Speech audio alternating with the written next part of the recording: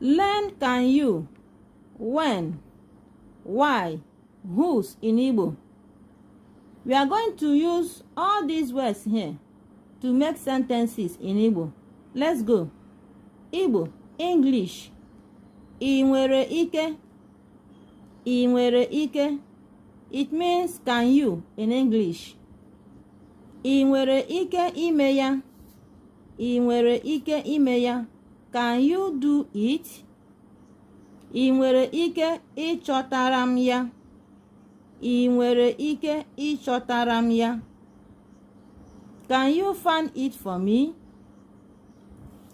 I nwere ike ịchọtara ha. I nwere ike ịchọtara ha. Can you find it for them?